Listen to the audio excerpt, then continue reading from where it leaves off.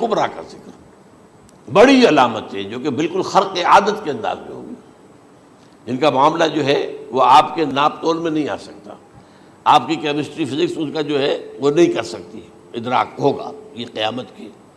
ان میں نمبر ایک کیا ہے؟ ایک بہت بڑا دھواں آئے گا، پوری دنیا کو لپیٹے گا۔ نمبر دو، دجال کا ظہور ہوگا، جو اپنی خدائی کا دعویٰ لے کر آئے گا اور بنوائے گا۔ اس کے ہاتھ میں ہو جائیں گے، قبضے میں ہو جائیں گے سارے ذرائع پیداوار کے۔ اس کی طرف بھی پہلا قدم اٹھ چکا ہو، ٹرپس کے نام سے معاہدہ ہو چکا ہے۔ کوئی ملک اپنا بیج پیدا نہیں کر سکتا، یہ بیج ہم نے ڈیولپ کیے ہیں۔ ان کے ڈیولپمنٹ سے پہلے تم ایک ایکڑ سے کتنی گندم لیتے تھے، آج کتنی لے رہے ہو؟ کس بنا پر؟ جینیٹکس کا جو کام ہم نے کیا ہے اس کی بنا پر ہونا۔ ہاں تو ہمارا حق ہے، اس کی رائلٹی ہمارے پاس آنی چاہیے۔ لہذا صرف ان اداروں سے، ملٹی نیشنل سے خریدا جائے گا بیج، اور بیج بھی وہ دیں گے وہ کہ جس سے جو فصل اگے گی وہ بیج نہیں لا سکتی، وہ بیج کا کام نہیں کر سکتی۔ جیسے آپ کو معلوم ہے کہ آپ کے ہاں جو گوشت کھایا جاتا ہے مرغے کا، تو مرغا وہ جو ہے اس میں مرغا ہو یا مرغی ہو، اس کے اندر کوئی وہ کیفیت ہی نہیں ہے۔ ان کے انڈے جو ہے ان سے آپ بچے حاصل نہیں کر سکتے، ہے تو انڈا، دیکھنے کو تو انڈا ہے، لیکن وہ بنڈا جو ہے اس سے بچہ تو نہیں حاصل کر سکتے۔ ایسے ہی وہ گندم کا بیج دیں گے، نظر آئے گی گندم، لیکن اس کے اندر وہ صلاحیت نہیں ہے کہ اس سے جو فصل اگے گی اس کا نتیجہ جو ہے وہ بھی آپ لے سکیں۔ یہ ہونا ہے، اللہ جانے، قدم اٹھ رہے ہیں ادھر۔ پھر یہ ہے کہ دابۃ الارض، زمین سے ایک حیوان نمودار ہوگا، زمین شق ہوگی۔ ابھی میں کہہ رہا ہوں خرق عادت ہے، یہ چیزیں وہ نہیں ہیں جو ہماری کسی حساب کتاب میں جو باتیں پہلے آئی ہیں وہ تو حساب کتاب میں آ رہی ہیں، ساری سمجھ میں آ رہی ہیں، ساری چیزیں مشاہدہ ان کا ہو رہا ہے۔ لیکن یہ ہے کہ دابۃ الارض، یہ کہتے ہیں کہ کوہ صفا، اس میں تو نہیں ہے حدیث میں، کوہ صفا پھٹے گا اور اس میں سے ایک حیوان دابہ وہ ظاہر ہوگا، تو اسی لیے فرمایا ہے وَإِذَا وَقَعَ الْقَوْلُ عَلَيْهِمْ أَخْرَجْنَا لَهُمْ دَابَّةً مِّنَ الْأَرْضِ تُكَلِّمُهُمْ، تو ہم اندر سے پیٹ کے چیر کر زمین کے پیٹ کو ایک حیوان کو برآمد کریں گے جو انسانوں سے بات کرے گا، گفتگو کرے گا۔ نمبر 4، طلوع الشمس من المغرب، یہ بھی خرق عادت، سورج تو طلوع ہوتا ہے مشرق سے، غروب ہوتا ہے مغرب میں، لیکن اس وقت معاملہ الٹا ہو جائے گا۔ یعنی جو کائنات کے اندر جو گڑبڑ ہوگی کچھ سمجھ میں بات آتی ہے کہ یہ معاملہ جو ہے، یہ تو اس پورے سولر سسٹم کو اگر بدل دیتے ہیں تو مشرق مغرب ہو جانا، مغرب مشرق ہو جانا، یہ سمجھ میں آنے والی بات ہے۔ اس کے بعد ہے عیسیٰ ابن مریم کا نزول، جس کے بارے میں آج میں نے گفتگو کی ہے تفصیل سے۔ یہ نزول ہونا ہے، یہ علامات قیامت میں سے حضور نے بیان فرمایا ہے، اور قرآن مجید کی جو اصطلاحات ہیں اس کے حوالے سے میں نص قطعی جو ہے وہ میں آپ کے سامنے رکھ چکا ہوں۔ پھر یاجوج ماجوج کا ایک معاملہ ہے، یہ میں ابھی اس وقت زیادہ اس پر بات نہیں کر سکتا۔ حضرت عیسیٰ علیہ السلام کے نزول کے بعد دو کام ہوں گے،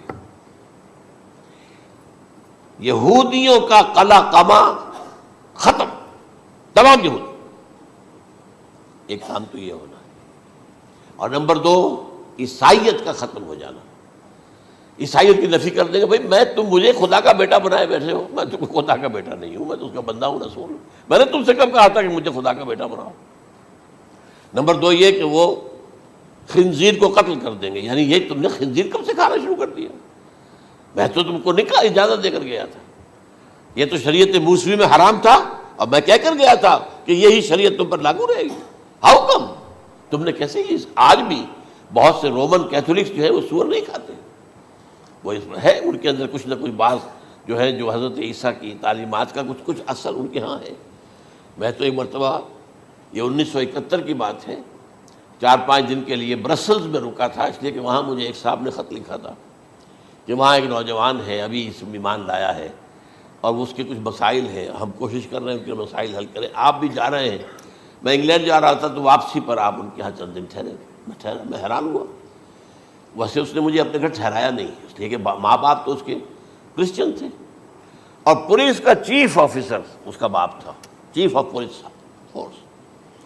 اس نے مجھ سے ایک دن کھانے پہ بلایا، میں سے ہوٹل میں ٹھہرایا مجھے، اس نے کہا آپ اطمینان سے یہاں کھانا کھائیں، اس گھر میں نہ آج تک کوئی شراب کی بوند آئی ہے اور نہ ہی کوئی بوٹی آئی ہے سور کی، رومن کیتھولکس۔ اب اکلوتا بیٹا تھا یہ عبدالعزیز، نے بعد میں بیان رکھا، وان کینٹر اس کا نام تھا جو کہ اوریجنل تھا، پھر اس نے نام رکھا عبدالعزیز وان کینٹر، پرانا نام بھی بہرحال رکھا۔ نہایت ایک نہایت خوبصورت، 28 سال کی عمر تھی، اور اس وقت میں نے دیکھا تھا کہ اس کی فقہی معلومات جو ہے میری معلومات سے 10 گنا زیادہ۔ اس کی وجہ کیا ہے؟ وہ گیا تھا موراکو میں ایز اے ٹیچر ملازمت کرنے، پیسہ کمانے، وہاں وہ مسلمانوں سے اس کا ہوا رفت ضبط ہوا، اسلام کی تعلیمات سامنے آئی، اسلام لے آیا۔ اب اکلوتا بیٹا ہے، اور ماں باپ جو ہے کرسچن کیتھولکس۔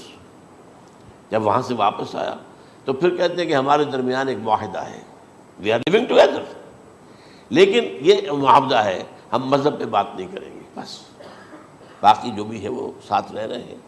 لیکن میں حیران ہوا، مجھے معلوم نہیں تھا۔ اچھا، اس کے بعد اس نے جب اسلام کا فیصلہ کیا تو اس کے سامنے سوال آیا کون سی فقہ اختیار کروں؟ تو اس نے بڑی جو ہے تھورو اسٹڈی کی ہے تمام فقہوں کی، کمپیریٹو اسٹڈی، ان کو کرنے کے بعد پھر فائنل فیصلہ اس کا یہ تھا کہ حنبلی فقہ میں اختیار کروں۔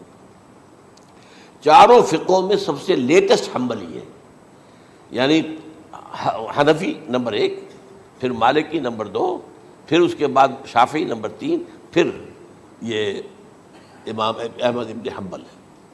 اور امام احمد ابن حنبل کے زمانے تک احادیث بہت بڑے پیمانے پر جمع ہو چکی تھی، جبکہ ابھی حضرت امام ابو حنیفہ کے زمانے میں کوئی اتنا زیادہ جو ہے حدیث کا بھی ذخیرہ نہیں بنا تھا۔ اسی پر تو لوگ حیران ہوتے ہیں کہ زیادہ حدیث امام ابو حنیفہ کے علم میں نہیں تھی، لیکن مجال ہے کہ ان کا کوئی فتویٰ جو ہے کتاب و حدیث کے، کتاب اور سنت کے خلاف ہو۔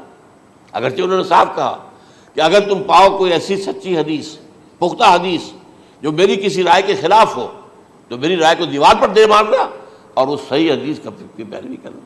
لیکن ویسے اس کے بعد یہ کمال یہ ہے کہ بہت ہی کوئی شاذ معاملہ ہے کہ جس میں ان کا کوئی فتویٰ وہ کتاب و سنت کے منافی ہو یا سنت کے منافی ہو۔ کتاب پہ تو سوال پیدا نہیں ہوتا، کتاب تو ساری ان کے سامنے موجود تھی۔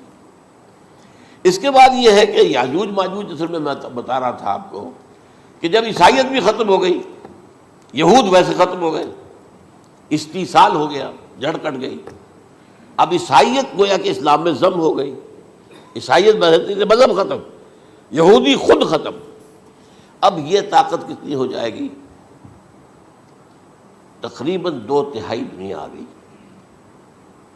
تمام اب عیسائی 2 ارب کے قریب ہے، 1 ارب 90 کروڑ ہو گئے، یا مسلمان بھی 1 کروڑ 50-60 لاکھ ہیں، دونوں کو جوڑ لیجیے کتنے ہو گئے؟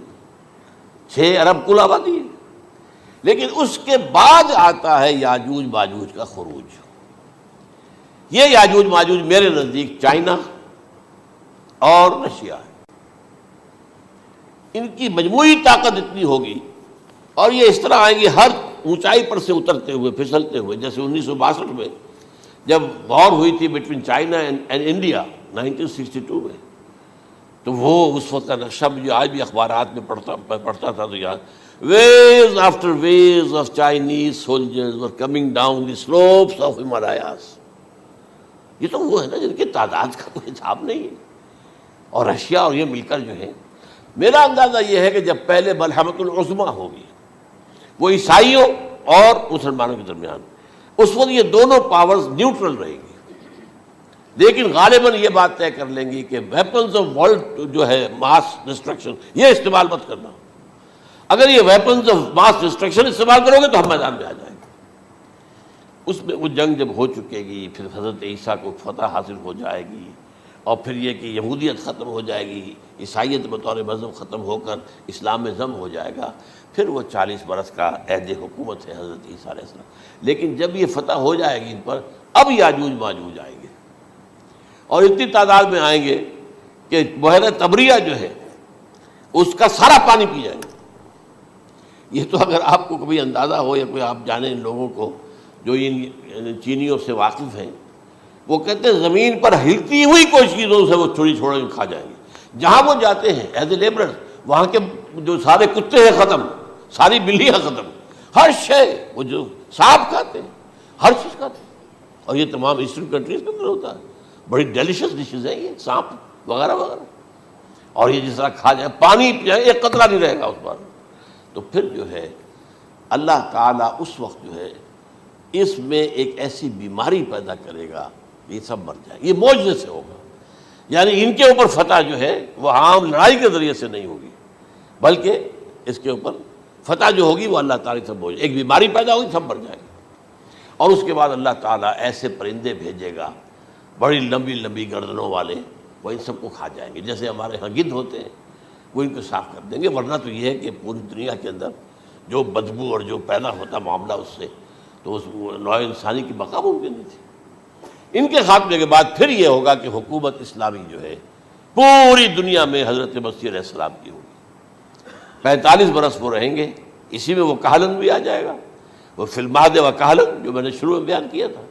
اسی میں پھر یہ ہے کہ وہ شادی بھی کریں گے، ان کی اولاد بھی ہوگی، اور پھر ان کا انتقال ہوگا تو حضرت حضور صلی اللہ علیہ وسلم کے حجرے میں، وہیں پر جہاں حضور اور ابو بکر اور عمر رضی اللہ تعالیٰ عنہم دفن ہے، وہیں پہ ان کو دفن کیا جائے گا. اور قیامت کے دن حضور فرماتے ہیں کہ میں اور یہ تینوں ساتھ نکلیں گے. تو یہ ہے حالات و واقعات. بہرحال اس میں یہ ہے کہ یہ نوٹ کر لیجئے کہ جہاں تک ہمارے ہاں آج کل کا معاملہ ہے، میرے نزدیک میں یہ کہنے پر مجبور ہوں، جو رفع و نزول مسیح کو نہیں مانتا وہ کم سے کم منکر حدیث ضرور ہے. میں اس سے کم کا فتویٰ نہیں دے سکتا. اب یہ ہے کہ جو لوگ مہدی کو نہیں مانتے ان کا معاملہ میں مختلف سمجھتا ہوں. چند منٹ لے رہا ہوں آپ کے، اور اس لیے کہ ان کی حدیثیں صحیحین میں نہیں ہیں، بخاری مسلم میں نہیں. اور یہ کہ بہرحال ان کا معاملہ جو ہے وہ ایسا نہیں ہے حضرت عیسیٰ کا. حضرت عیسیٰ کے آنے کا جو کچھ ہوگا وہ تو میں نے آپ کے سامنے بیان کر دیا. لیکن یہ ہے کہ حضرت مہدی ہمارے نزدیک اس میں خرق عادت کوئی ہے ہی نہیں. جیسے ہر صدی کے مجدد ہوتے ہیں، آخری صدی کے مجدد وہ ہوں گے، اور میرے نزدیک یہی آخری صدی ہے، اور اسی میں حضرت مہدی کا ظہور ہو جانا. سعودی عرب میں کوئی خانہ جنگی ہوگی کسی بادشاہ کے انتقال پر، اور پھر اس وقت یہ ظاہر ہوں گے. اس وقت ملک کے حالات کو سنبھالنے کے لیے لوگ ان کو زبردستی نکالیں گے، چھپے ہوئے ہوں گے ایک گھر میں. یہ حضرت ام سلمہ رضی اللہ تعالی عنہ کی روایت ہے کہ ایک بادشاہ کے انتقال پر یہ خانہ جنگی ہو جائے گی، اور ایک شخص مدینے سے بھاگ کر مکے میں چھپ جائے گا. یہ تو ہے ان کے الفاظ، میں توجیہ کر رہا ہوں. یہ لوگ ان کی طرف دیکھ رہے ہوں گے کہ یہ جو وقت آیا ہے فتنے کا ہماری قوم پر، ہمارے ملک پر، تو ان کی شخصیت ایسی ہے کہ یہ بیچ میں آئیں، صلح صفائی کرائیں، اور وہ جو ہے اس ذمہ داری سے بچ کر بھاگیں گے اور جا کر مکے میں چھپ جائیں گے. پھر لوگ انہیں تلاش کر کے نکالیں گے اور زبردستی ان کے ہاتھ پر بیعت کریں گے، ورنہ وہ اتنے بڑے منصب کو. اور پھر یہ بھی ہے، ایک حدیث میں آتا ہے یصلحوا فی لیلۃ واحدہ، ایک رات میں ان کی مکمل اصلاح کر دیں گے. یعنی اگر کوئی تھوڑا بہت نقص اور عیب کوئی ہوا بھی، کوئی کمی کوتاہی ہوئی بھی، تو اللہ تعالیٰ ایک رات میں اصلاح کروا دیں گے. لیکن ہمارے نزدیک اس قدر کوئی خرق عادت ہے ہی نہیں. البتہ جو کہتے ہیں اہل تشیع، وہ خرق عادت ہے کہ ان کے 12ویں امام جو ہے وہ بچپن ہی کے اندر اس خوف سے کہ جو بنو عباس بادشاہ ہیں وہ ان کو قتل کر دیں گے، تو وہ ایک غار میں چھپا دیے گئے. اب وہ 1200 برس سے اس غار کے اندر چھپے ہوئے، اور اس کے بعد وہ ظاہر ہوگی، وہ امام مہدی ہوں گے. اس میں خرق عادت ہے. لیکن میں یہ کہتا ہوں کہ محض خرق عادت کی بنیاد پر ہم اس کی نفی نہیں کریں گے. کیوں؟ کیا ہم یہ نہیں مانتے کہ اصحاب کہف 300 برس تک سوئے رہے؟ یہ کیا عام بات ہے؟ حضرت عزیر علیہ السلام اللہ نے انہیں موت دی، موت، اور 100 برس کے بعد زندہ کر کے اٹھا لیا. تو خرق عادت حضرت عیسیٰ کو ہم اتنا بڑا خرق عادت مانتے ہیں کہ اٹھا کر آسمان پر، تیسرے آسمان کے اوپر ہیں، موجود ہیں، اب بھی ہیں. شب معراج میں تیسرے آسمان پر حضور کی ملاقات ان سے ہوئی. تو یہ خرق عادت کی بنیاد پر نفی نہیں ہم کرتے. ہو سکتا ہے، لیکن یہ کہ اس کے لیے ہمارے پاس کوئی دلیل نہیں، کوئی احادیث نہیں، کچھ نہیں، اس لیے ہم اس کو نہیں مانتے. البتہ خود وجود جو ہے حضرت مہدی کا وہ کوئی عجیب بات نہیں ہے. وہ تو جیسے پہلے بھی آئے ہیں ہمارے مجددین، ایسے مجدد ہوں گے اور دین کو تازہ کر دیں گے. ایک صحیح اسلامی ریاست جو ہے وہ عرب میں قائم ہو جائے گی دوبارہ. حضور نے فرمایا وہ عدل اور انصاف سے عرب کو اسی طرح بھر دے گا جیسے کہ وہ اس سے پہلے ظلم اور جور اور زیادتیوں کے سے بھری ہوئی ہوگی. تو یہ کام ہوگا، یہ تو مجدد کا کام ہوتا ہی ہے اس حوالے سے. لیکن بہرحال میں نے پھر بھی کہا کہ اگر احادیث کی کمزوری کی وجہ سے کہ صحیح عین میں نہیں ہے، اگر کوئی شخص انکار کرے تو مجھے کوئی اعتراض نہیں ہے، ٹھیک ہے، لیکن جو حضرت عیسیٰ کے نفع سماوی اور حضرت عیسیٰ کے نزول کا انکار کرتا ہے وہ کم سے کم، میں انہیں اور آگے کوئی فتویٰ نہیں دیتا کہ وہ کافر ہو گئے یا یہ ہو گیا یا وہ ہو گیا، لیکن منکر حدیث کے لائن میں تو وہ لازماً کھڑے ہو گئے۔